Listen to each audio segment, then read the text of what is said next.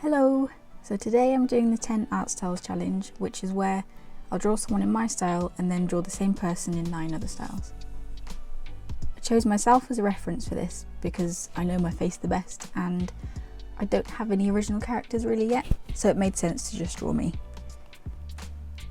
First up is my style. I'm still kind of discovering this and it's always changing, so I'm not 100% happy with how this one came out, but it's okay. It gave me a base for the others, so it's cool.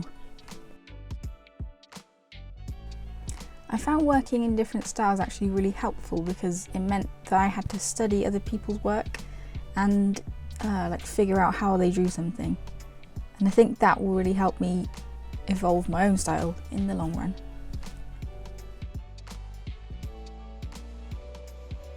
After my style, I moved on to the Powerpuff Girls and I forgot to press record, so half is missing, sorry.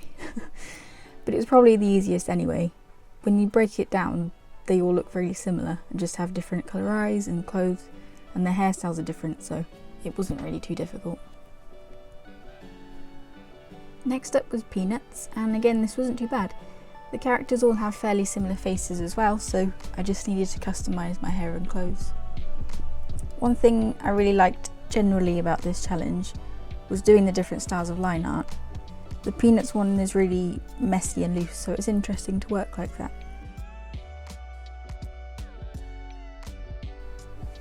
Okay, the Sailor Moon one was definitely, probably, the most challenging one. I don't watch anime, I've never really watched it, and I don't watch a lot of cartoons generally anyway, so I haven't been exposed to a lot of this style, so it's kind of difficult to work like that. Also, like I said before, the lines are really smooth and not messy at all, and I'm not used to working like that, so that was also a challenge.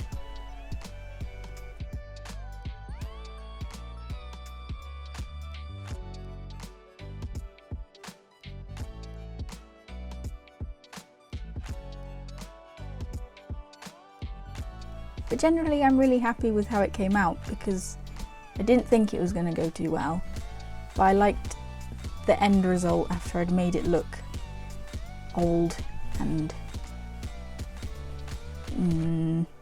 I'd given it the noise effect and stuff. I'm quite happy with how it turned out.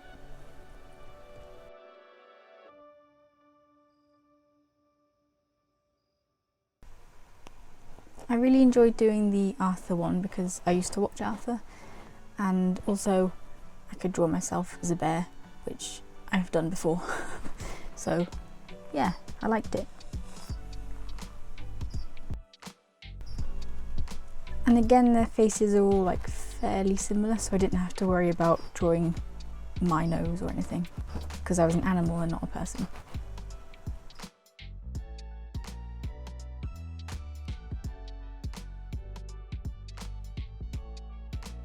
I think the Winnie the Pooh one is my favourite.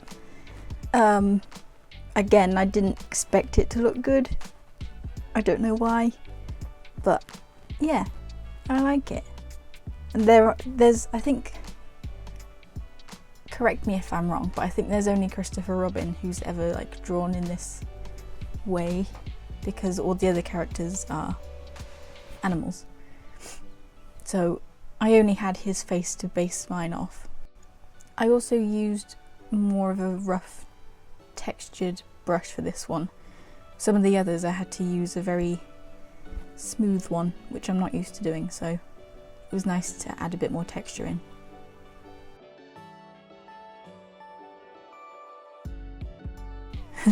The Simpsons one looks really weird to start with. I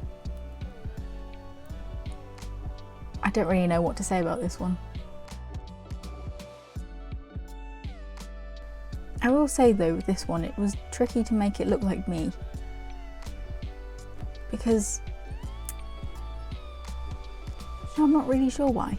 It was just kind of tricky. They all have weird cheeks and lips. The Simpsons family don't really have cheeks. Their eye just goes straight into their lip. But then there's other characters who do have the cheek. So I wasn't too sure what to do.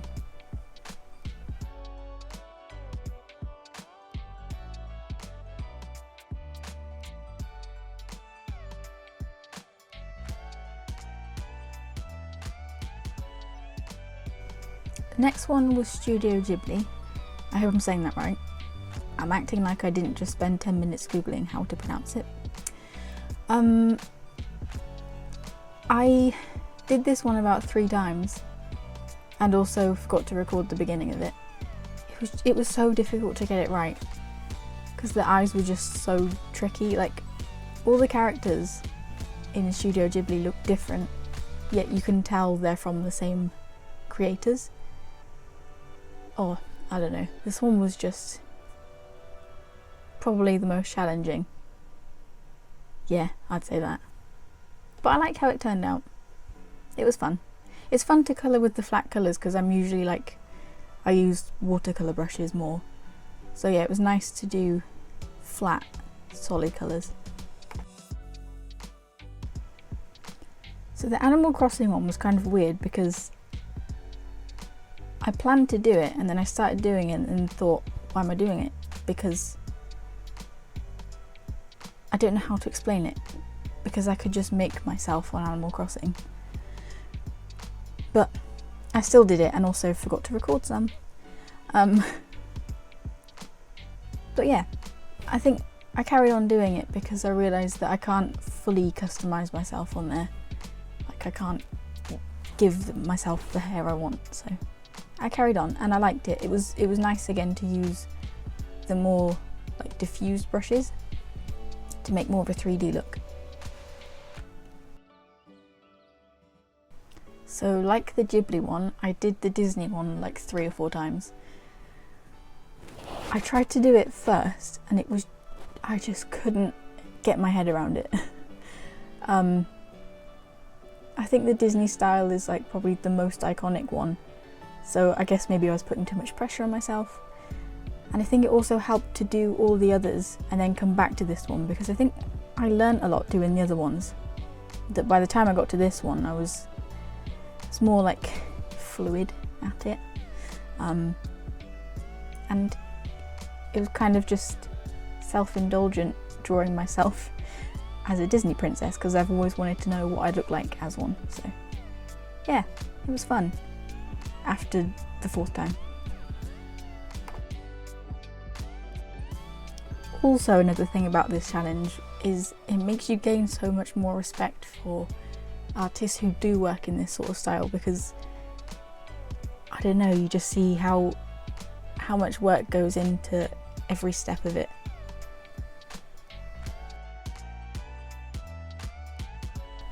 Overall, I say I'm really pleased with how these turned out, and it was just a fun thing to do. I hadn't thought about doing it before because I've always drawn with pencil and been more realistic, but over the past couple of years I've developed more of a digital style. It's just fun to see how other artists draw stuff and what makes their work stand out from others. So yeah, thank you for watching, and see you in probably a year when I make my next video. No, I'm kidding. I have one coming up soon, so please watch it when that happens. Okay, cool. Thank you, bye!